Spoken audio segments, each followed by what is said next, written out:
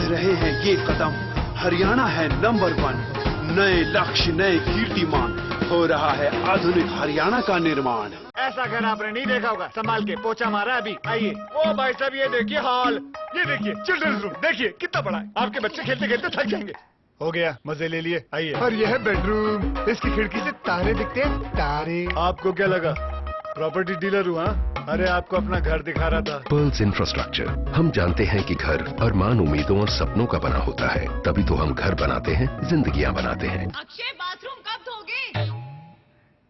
आज संडे है ना।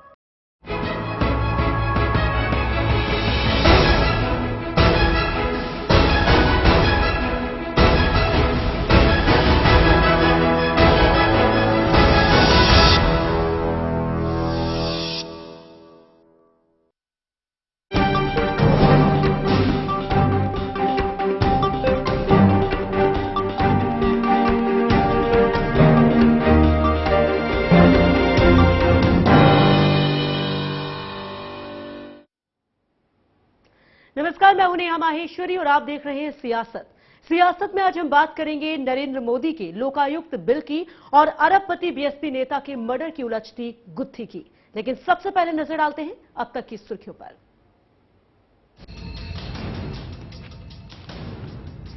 दीपक भारद्वाज हत्याकांड में नया मोड़, मुख्य आरोपी पुरुषोत्तम ने लिया गुरुस्वामी का नाम। स्वामी ने दी थी 2 करोड़ की सुपारी। आरोपियों ने किया पहचान परेड से इनकार। लोकायुक्त पर सुप्रीम कोर्ट की लताड़ खा चुकी गुजरात सरकार ने फिर किया विधानसभा बिल पेश। नए लोकायुक्त पर विपक्ष ने जताई कड़ी आपत्ति। चयन पर आखिरी फैसला मुख्यमंत्री का।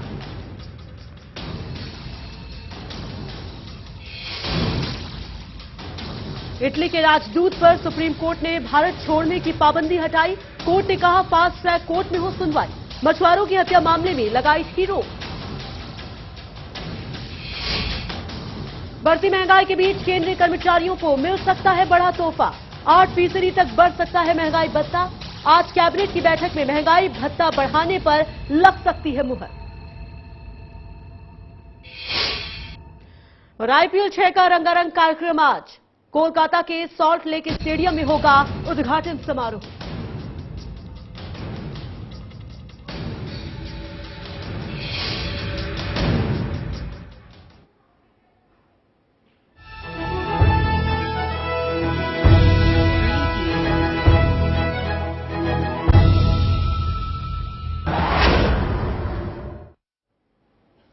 तो गुजरात विधानसभा में नया लोकायुक्त बिल पेश कर दिया गया है। जी हां, राज्य की मुख्य विपक्षी पार्टी कांग्रेस ने इस बिल पर सवाल उठाए। गौरतलब है कि इस बिल के मुताबिक लोकायुक्त की नियुक्ति का आखिरी फैसला मुख्यमंत्री का होगा। इसका सीधा मतलब यह होगा कि राज्य का सीएम ही अपने मन मुताबिक लोकायुक्त की नियुक्ति करेगा।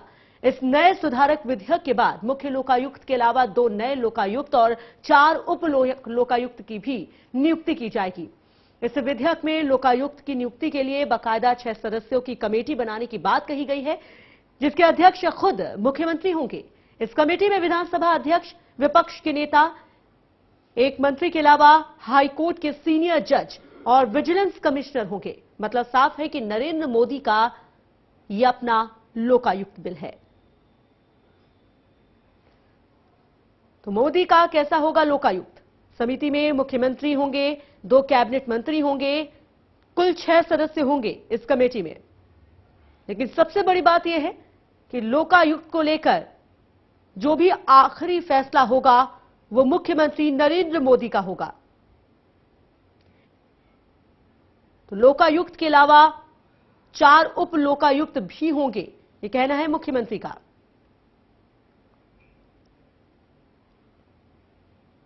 तो लोकायुक्त के चयन पर आखिरी फैसला मुख्यमंत्री का होगा। मोदी ने पेश किया लोकायुक्त विधेयक संशोधन बिल। लोकायुक्त के अलावा 4 उप लोकायुक्त हो सकते हैं। लोकायुक्त के चयन के लिए एक 6 सदस्यीय समिति का गठन किया जाएगा। समिति में मुख्यमंत्री, 2 कैबिनेट मंत्री और विपक्ष के नेता होंगे। लोकायुक्त के चयन पर आखिरी फैसला मुख्यमंत्री का ही होगा।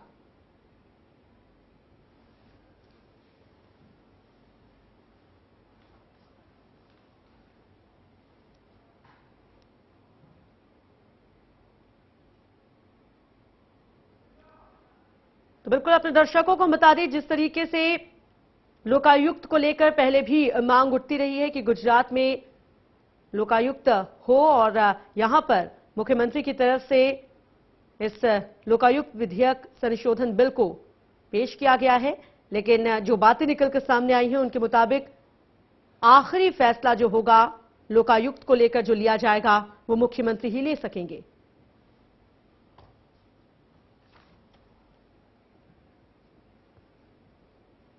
लेकिन इस लोकायुक्त को लेकर विपक्ष ने अपनी कड़ी आपत्ति जताई है।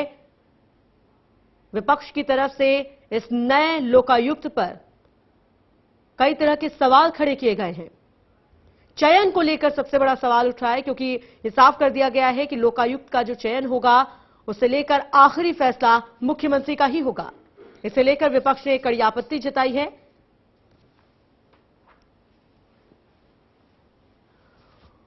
और फिलहाल इस मुद्दे पर चर्चा करने के लिए सीनियर हमारे साथ फोन लाइन पर जुड़ गए हैं चैनल न्यूज की पॉलिटिकल एडिटर अग्निमा दुबे जी। अग्निमा जी, हम बात कर रहे हैं गुजरात की, जिस तरीके से लोकायुक्त जो कह सकते हैं विधेयक पेश किया गया है, जो कुछ बातें निकलकर सामने आई हैं, इसे आप किस तरीके से देखती हैं? देखिए, लोकायुक्त का ये जो मामला, जो विवाद चल रहा है, ये अगस्त 2011 का से चला आ रहा है, जब राज्यपाल ने बिना मुख्यमंत्री से पूछे ये नियुक्ति कर दी गई थी लोकायुक्त की।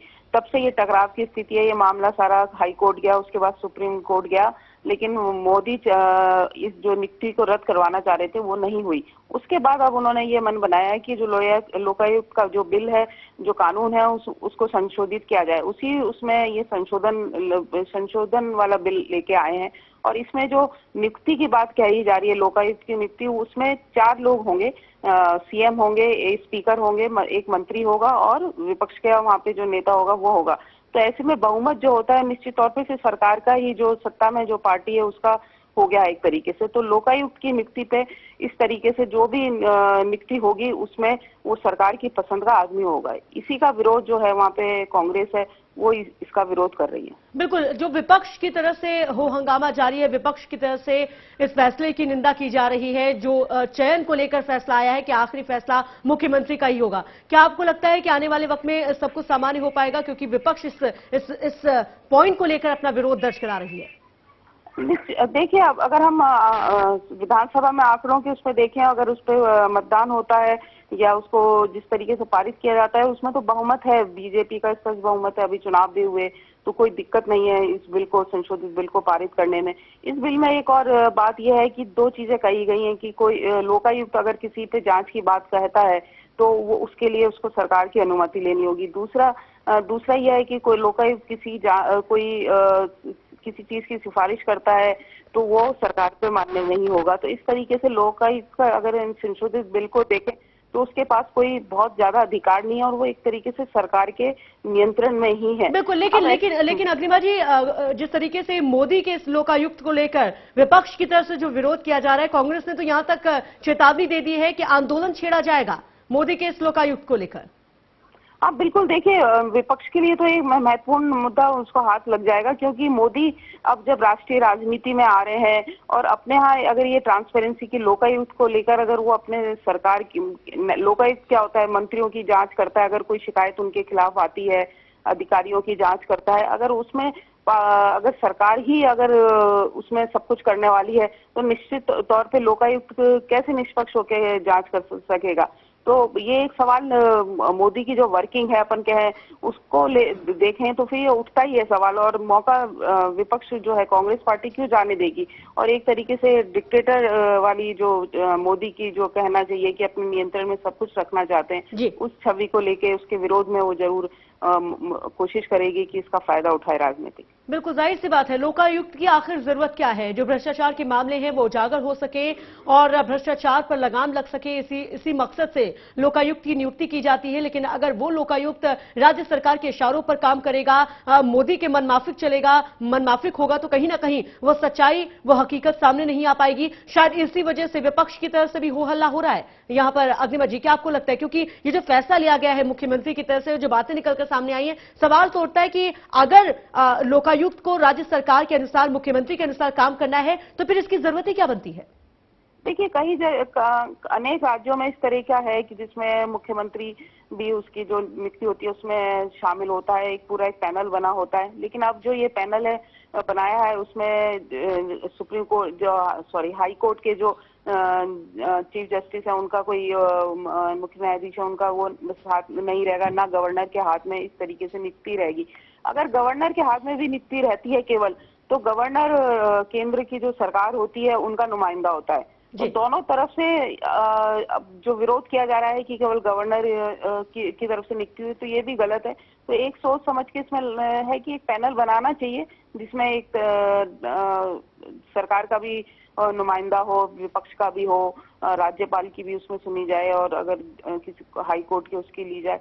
लेकिन बात मुश्किल वही आती है कि जब राजनीति होती है और अपने पारदर्शिता बहुत स्पष्ट लाने की नहीं जब ऐसी इच्छा होती है, तो इसी तरह के फैसले आप देखेंगे। बिल्कुल जाहिर सी बात है। चलिए देखते हैं आगे क्या होता है, क्या होगा। मोदी के मनमाफिक लोकायुक्त ये आने वाले वक्त में साफ हो जाएगा। बहरहाल अपने दर्शकों को हम बता रहे कि किस तरीके से गुजरात विधानसभा में लोकायुक्त बिल पेश किया गया और इस बिल में कुछ ऐसे पॉइंट्स हैं जिन्हें लेकर अब सवाल उठने लगे हैं। खासतौर पर विपक्ष की तरफ से हंगामा जारी है। विपक्ष का साफ तौर पर कहना है कि भ्रष्टाचार के पर रोकथाम के मकसद से लोकायुक्त की नियुक्ति की जाती है, लेकिन अगर लोकायुक्त मुख्यमंत्री के इशारे पर काम करेगा और कौन होगा लोकायुक्त, इसका फैसला अगर मुख्यमंत्री लेंगे तो जाहिर सी बात है भ्रष्टाचार कभी उजागर नहीं हो पाएगा और सिर्फ लोकायुक्त मुख्यमंत्री की, राज्य सरकार की कठपुतली बनकर रह जाएगा। और आइए अब आपको सुनाते हैं कि बीजेपी नेता मुख्तार अब्बास नकवी का क्या कहना है इस पूरे मुद्दे पर। देश फेडरल स्ट्रक्चर और फेडरल सिस्टम से चलता है, संघीय ढांचे के तहत चलता है और संघीय ढांचे के तहत अगर देश चल रहा है तो उसमें कोई गवर्नर जो है वो उस राज्य की चुनी हुई सरकार को डिक्टेट करे और एक्स्ट्रा कॉन्स्टिट्यूशनल बॉडी बन जाए तो वो कतई ठीक नहीं है। इसलिए मुझे लगता है कि केंद्र के अपने अधिकार हैं और राज्यों के अपने। तो बिल्कुल लोकायुक्त की नियुक्ति के मुद्दे पर सुप्रीम कोर्ट में हार का सामना कर चुकी गुजरात सरकार ने विधानसभा में लोकायुक्त विधेयक संशोधन बिल पेश कर दिया है। नए बिल में लोकायुक्त के अलावा 4 उप लोकायुक्त भी हो सकते हैं। इनके चयन के लिए एक 6 सदस्यीय समिति होगी। इसे लेकर कांग्रेस ने फिलहाल अपना विरोध जता दिया है और विरोध जताते हुए आंदोलन तक की चेतावनी दी है। तो आपको बताते चले कि जो 6 सदस्यीय समिति बनाने का यहां पर जो बात निकलकर सामने है उसके मुताबिक इस समिति में मुख्यमंत्री होंगे, 2 कैबिनेट मंत्री होंगे और विपक्ष के नेता होंगे। ये समिति केवल नामों का सुझाव दे सकती है, लेकिन जो आखिरी फैसला होगा वो मुख्यमंत्री ही करेंगे।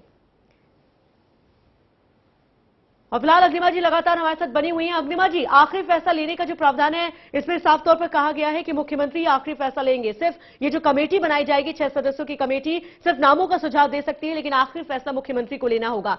इसके अलावा ये कहा जा रहा है कि जो ये लोकायुक्त बिल पेश किया गया है इसमें 4 उप लोकायुक्त होंगे, उनकी क्या जिम्मेदारियां होंगी, उनका क्या काम होगा, इसके बारे में क्या कुछ जानकारी मिल पाई आपको? देखिए, जो बिल आया है उसमें जो 4 लोकायुक्त की बात करिए तो इसमें 4 बना के बांट दिए जाएंगे, क्योंकि एक लोकायुक्त आपने देखा होगा उत्तर प्रदेश में जो लोकायुक्त थे वो किस तरीके से काम कर रहे थे, उन पे भी कुछ सवाल बाद में उठे थे। तो 4 इन बना दिए हैं, विस्तार कर दिया है, जिम्मेदारियां बांट दी जाएंगी। किस तरीके से बांटी जाएंगी ये बिल को विस्तार से देखना पड़ेगा कि किस तरीके से जो 4 लोकायुक्त होंगे किस स्तर पे काम करेंगे और उनकी जिम्मेदारियों को लेके तो निश्चित तौर पे जो यही है कि मंत्रियों की जांच होती है। अगर कोई शिकायतें मिलती है, बहुत शिकायतें आती है लोकायुक्त के, अगर हम इसमें देखें संस्था के पास बहुत ज्यादा शिकायतें आती हैं, उनको करने के लिए काफी बड़ा स्तर पे वो चाहिए होते हैं, कहना चाहिए पूरे एक फौज चाहिए होती है। लेकिन आमतौर पे राज्यों में देखा गया है कि इतना लोकायुक्त की नियुक्ति तो हो जाती है, लेकिन जो कहना चाहिए कि पूरा फोर्स नहीं होता है उनके पास काम करने का। अगर इस दृष्टि से देखा जाए तो ये अच्छा कदम है, लेकिन बात फिर वही आती है कि अगर मुख्यमंत्री केवल नियुक्ति करने वाले हैं तो निश्चित तौर पे सवाल तो उठेंगे। और बिल्कुल जाहिर सी बात है, अच्छा कदम है, लेकिन इस फैसले ने जरूर सवाल खड़े कर दिए हैं कि आखिरी फैसला मुख्यमंत्री ही क्यों लेंगे और क्यों जो लोकायुक्त हो, क्योंकि जो बातें निकलकर सामने आई हैं उनके मुताबिक ये साफ हो गया है कि लोकायुक्त तो होगा गुजरात में, लेकिन वो सीधे तौर पर अगर काम करेगा तो वो मुख्यमंत्री के इशारों पर काम करेगा और इसी का विरोध किया जा रहा है। बहरहाल बहुत बहुत शुक्रिया अग्निमा जी हमारे साथ जुड़ने के लिए इस चर्चा में। यहां पर वक्त हो गया एक छोटे से ब्रेक का, ब्रेक के बाद जल्द हाजिर होते हैं।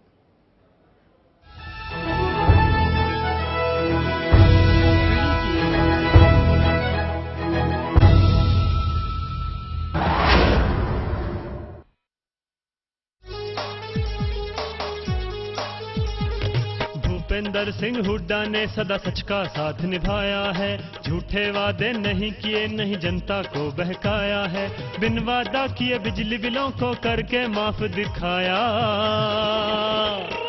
जनता की भलाई में मजबूत कदम उठाया है, जनता की भलाई में मजबूत कदम उठाया है।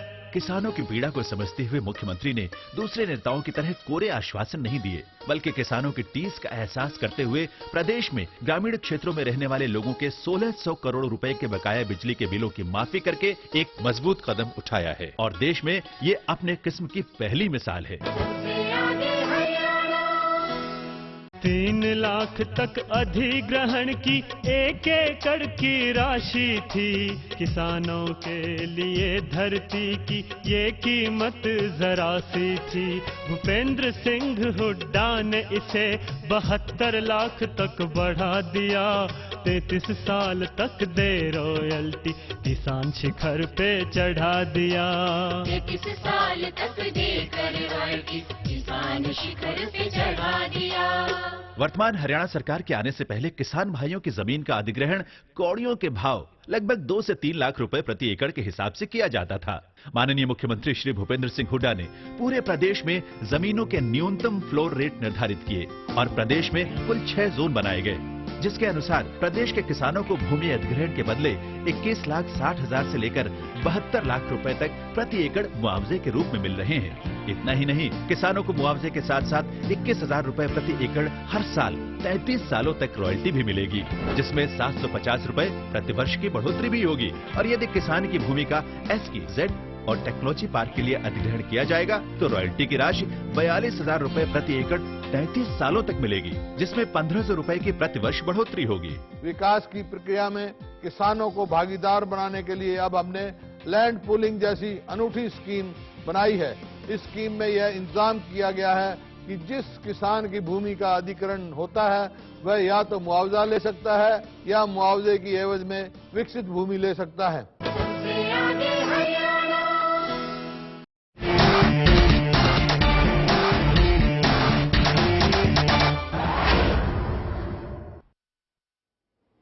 तो ब्रेक के बाद आपका एक बार फिर से स्वागत है। दिल्ली के अरबपति नेता दीपक भारद्वाज हत्याकांड में दिल्ली पुलिस को एक रहस्यमयी मेहंद की तलाश है। दिल्ली पुलिस सूत्रों के मुताबिक आरोपी पुरुषोत्तम ने इस मेहंद की भूमिका को अहम बताया। मेहंद की तलाश में दिल्ली पुलिस ने उत्तराखंड और दिल्ली में छापेमारी की है। आरोपी राकेश ने ही पुरुषोत्तम को मेहंद से मिलवाया था। पुलिस सूत्रों के मुताबिक साधु के वेश में यह मेहंद रहता है। पुलिस सूत्रों का यह भी कहना है कि पानीपत में संतों के सम्मेलन में राकेश ने पुरुषोत्तम की मुलाकात मेहंद से करवाई थी। उधर दूसरी तरफ दिल्ली पुलिस ने इस मामले में प्रदीप नाम के एक आदमी को हिरासत में ले लिया है। बताया जा रहा है कि प्रदीप वही शख्स है जिसने दोनों शूटर्स पुरुषोत्तम और सुनील को वारदात के लिए हथियार मुहैया कराए थे। वहीं पुलिस ने सभी आरोपियों को 10 दिन के लिए रिमांड में रखने की मांग की है। तो पुलिस की तफ्तीश लगातार जारी है, लेकिन अब पुलिस एक ऐसे शख्स की तलाश में जुट गई है जो पूरी तरह से कहा जा रहा है कि इस हत्याकांड का मास्टरमाइंड है। आपको बताते चले कि दिल्ली पुलिस को एक रहस्यमय मेहंद की तलाश है और इसी के चलते न सिर्फ उत्तर प्रदेश बल्कि उत्तराखंड और दिल्ली में भी छापेमारी की जा रही है। और पूरी जानकारी के साथ सीधे हमारे साथ जुड़ गए चलमन न्यूज से आर के रावत। जानना चाहेंगे आपसे, क्या अभी तक कोई सुराग, कोई जानकारी पुलिस के हाथ लग पाई है? क्योंकि ये कहा जा रहा है कि मेहंद ही इस पूरे हत्याकांड का मास्टरमाइंड है। आखिर वो मेहंद कौन है, कहां है? ये जो सवाल बने हुए हैं, क्या अभी तक इन सवालों का जवाब ढूंढ पाई है पुलिस? जी देखिए, अभी जो है इसका जो नाम सामने आया है कि ये गुरु महाराज है, महंत है, स्वामी है, ये जो नाम सामने आ रहे हैं, अभी पुलिस जो है इस पे लगातार जांच कर रही है कि आखिर कौन आदमी है, क्या ये कोई सन्यासी है या फिर एक कोई किसी को गुरु या स्वामी कह देने वाला कोई इनका निकनेम है। तो उस पर भी पुलिस जांच जरूर कर रही है, क्योंकि इसमें जो रात में जब इंटरोगेशन हुआ था इसका पुरुषोत्तम का, तब उसने बताया था कि जो महंत गुरु स्वामी है, जो जिसको महंत कहा जाता है, उसने ही हमें सुपारी दी थी। तो अब ये कहना मुश्किल है कि मास्टरमाइंड जो है महंत ही हो सकता है, क्योंकि हो सकता है कि महंत को भी किसी और ने सुपारी देने के लिए कहा हो। तो अभी जो है पुलिस कड़ी से कड़ी जोड़ के देख रही है और इसकी तलाश कर रही है जो इसकी महंत की आखिर कौन आदमी है ये।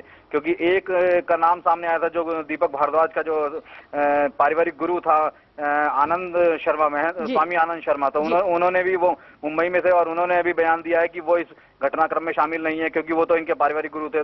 तो उनके बयान आने के बाद अब जो है ये किसी दूसरे महंत या स्वामी के पे अब निगाह बनाए हुए हैं और इनसे पूछताछ के बाद जो है साफ हो पाएगा कि आखिर ये कौन महंत है। लेकिन रावत जी, एक प्रदीप नाम के शख्स को भी पुलिस ने गिरफ्तार किया है। बताया जा रहा है कि उसी ने जो हथियार है वो मुहैया कराए थे। प्रदीप का इस पूरे मामले में क्या लिंक है, कौन है वो, और फिलहाल उसकी गिरफ्तारी के बाद पूछताछ में क्या कोई जानकारी पुलिस को मिल पाई? देखिए, प्रदीप एलियस राजू है, ये राजू ने ही इसको हथियार दिए थे पुरुषोत्तम को। जिस पिस्टल से शूट आउट हुआ है वो पिस्टल जो है राजू ने ही इसको उपलब्ध कराया था पुरुषोत्तम को। पुलिस इसी बिहाफ पे रिमांड मांग रही है कि हमें जो है राजू को अरेस्ट करना है और इसके अलावा जो है ये पिस्टल कहाँ छुपाई हुई है वो पिस्टल की बरामदगी करनी है। इसीलिए पुलिस ने इनको 10 दिन के लिए रिमांड पे मांगा है। तो अदालत ने 4 बजे का टाइम दिया है कि इसकी, क्योंकि फैसला सुरक्षित रख लिया है, उसके बाद जो है 4 बजे फैसला सुनाएगी अदालत कि इनको रिमांड पे 10 दिन के लिए दिया जाए या 5 दिन के लिए दिया जाए। तो वो है राजू जो है, और ये प्रदीप एलियस राजू है, ये वही शख्स है जिसने इनको हथियार मुहैया करवाए थे और इसी हथियार से जो है वारदात को अंजाम दिया गया था। बिल्कुल, लेकिन रावत जी, ये भी कहा जा रहा है कि दिल्ली पुलिस ने दीपक भारद्वाज के बड़े बेटे हितेश भारद्वाज से पूछताछ की है और आरोपियों को हितेश के साथ साथ में बैठाकर उनसे कई सारे सवाल पूछे। उनसे इन सवालों में क्या कुछ जानकारी मिल पाई? हितेश से पूछताछ होना, क्या ये माना जाए कि पहले भी शक जाहिर किया जा था कि घर का ही कोई सदस्य हो सकता है, कॉन्स्पिरेसी में शामिल हो सकता है? क्या इसी के चलते बेटे से ये पूछताछ की गई? देखिए, मैं आपको बता दूं कि हितेश जो है, ये बड़े बेटे जो हैं इनके, तो हितेश भारद्वाज की जिस दिन वारदात वाले दिन 26 मार्च को जब ये वारदात हुई थी, तो पुलिस ने हितेश की जो लाइसेंसी पिस्टल है और कार्टेज है उसको अपने कब्जे में ले लिया था और इसके बाद जो है फोरेंसिक लैब में भेज दिया था उसको। हितेश को जब से ही पुलिस जो है उसको निगाह बनाए हुए थी और इससे डिटेन किए हुए थी, पूछताछ लगातार कर रही थी, क्योंकि पुलिस को लगता था कि इसमें ये प्रॉपर्टी विवाद है, पारिवारिक रंजिश है, क्योंकि इसमें कई एंगल सामने आ रहे थे। उसमें पारिवारिक विवाद का भी था, फिर एक इनकी प्रेमिका थी इसकी दीपक भारद्वाज की, तो उसका भी रोल सामने आ रहा था। इसके अलावा जो ये विवादित प्रॉपर्टी खरीदता था उसमें इनके कई दोस्त थे जो इनके साथ में काम करते थे, उनका भी रोल सामने आ रहा था। तो इन सभी लोगों को पुलिस ने डिटेन किया हुआ था और उसी पर पूछताछ कर रही थी। लेकिन जब इनकी गिरफ्तारी हुई, उसकी गिरफ्तारी के बाद जब नाम सामने आया, पहले नाम सामने आया था कि 2 शार्प शूटर्स हैं जो तिहाड़ में बंद है, उन्होंने सुपारी दी थी। उसके बाद फिर किसी मलिक का नाम सामने आया, फिर किसी यादव का नाम सामने आया, गुरु महाराज का नाम सामने आया। तो ये एक लगातार जो इंटरोगेशन में नई नई बातें निकल रही हैं, जो मामला जो है ये पेचीदा होता जा रहा है कि आखिर अगर इतने सारे लोग ये शामिल हैं तो ये सुपारी आखिर दी किसने। तो यही सारी एक पुलिस जो है इसी जद्दोजहद में लगी हुई है कि आखिर मास्टरमाइंड कौन है, क्या मोहरे भर हैं ये, सिर्फ ये स्वामी हुआ, यादव हुआ, मलिक हुआ, प्रदीप हुआ, ये सिर्फ मोहरे भर हैं? बिल्कुल, जाहिर सी बात है रावत जी, यहाँ पर सवाल यही उठा है कि जो अब ये नया नाम महंत को लेकर जो सामने चीज निकल कर आई है, क्या वाकई में जो महंत है वही मास्टरमाइंड है इस पूरे हत्याकांड का, या वो भी सिर्फ मीडिएटर है, उसे सिर्फ काम करने का पैसा दिया गया था, कोई और ही इस हत्याकांड को, इस कॉन्स्पिरेसी को अंजाम दे रहा था? इस सवाल का जवाब तक पहुंचना भी बेहद जरूरी है और लगता नहीं कि अभी तक कोई जवाब पुलिस को मिल पाया इस पूरे मामले में। देखिए, मैं आपको बता दूं कि जैसे ये सुपारी किलर्स जो होते हैं, सुपारी किलर्स को जब कोई काम दिया जाता है तो वो ये नहीं पूछते कि इसके पीछे मोटिव क्या है, उनको सिर्फ पैसे से मतलब होता है और उसको अपने काम से मतलब होता है। तो जैसे जब इनको मोहरा, ये जो लोग हैं, ये जो सुनील पुरुषोत्तम है, इनको दिया गया हो तो इन्होंने नहीं पूछा होगा इससे गुरु स्वामी से कि ये तुम्हें किसने काम दिया है जी, और गुरु स्वामी ने ऊपर नहीं पूछा होगा किसने काम दिया है। तो ये जब तक ये लोग पकड़ में नहीं आएंगे, जब तक मामला खुल नहीं पाएगा, क्योंकि देखिए इतना बड़ा आदमी, इतना हाई प्रोफाइल आदमी है और कम से कम 2-2.5 हजार करोड़ की संपत्ति का मालिक है दीपक भारद्वाज। तो इतने बड़े आदमी को मरवाने के लिए कोई छोटा आदमी नहीं होगा, कोई इसका बहुत करीबी होगा जिससे किसी को बहुत बिल्कुल। चलिए, बहुत बहुत शुक्रिया रावत जी इस तमाम जानकारी के लिए।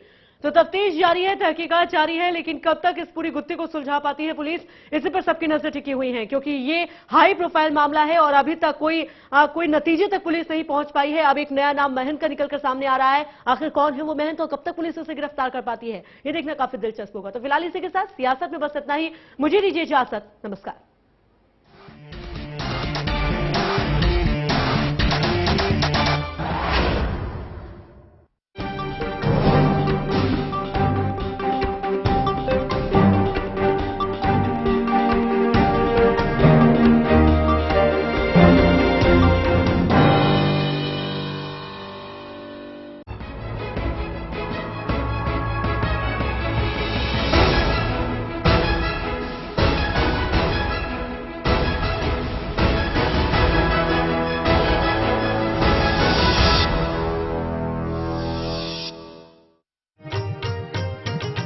अनुसूचित जाति पिछड़े वर्ग के प्रिय बालक बालिकाओं, स्कूल और कॉलेज में पढ़ो, सरकारी वजीफे तुम पाओ।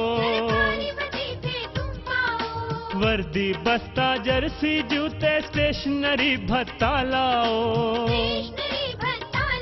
प्यारे बच्चों पढ़ते जाओ, प्रगति पथ पर बढ़ते जाओ।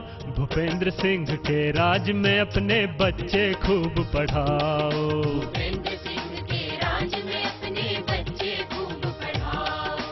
अनुसूचित जातियों, पिछड़ा वर्ग, ए तथा गरीबी रेखा से नीचे जीवन यापन करने वाले परिवारों के बालक बालिकाओं के शैक्षिक उत्थान एवं उच्च शिक्षा के लिए प्रेरित करने के उद्देश्य से उन्हें 75 रुपए से 400 रुपए तक मासिक वजीफे दिए जा रहे हैं। इसके अलावा अनुसूचित जाति के बालक बालिकाओं को वर्दी, स्टेशनरी, बस्ता, डिक्शनरी, जर्सी, जुराबें व जूते खरीदने के लिए 740 रुपए से लेकर 1450 रुपए तक एक मुश्त भत्ता भी दिया जा रहा है।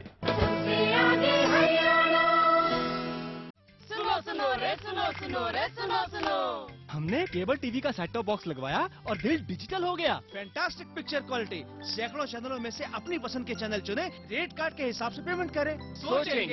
सोचोगे तो सोचते ही रह जाओगे। 31 मार्च के बाद 15 राज्यों के 38 शहरों में बिना सेटअप बॉक्स के कोई भी केबल टीवी नहीं देख पाएगा। लाखों परिवारों ने सेट टॉप बॉक्स लगवाया, अब आपका नंबर आया। सेट टॉप बॉक्स लगवाएं, डिजिटल हो जाएं।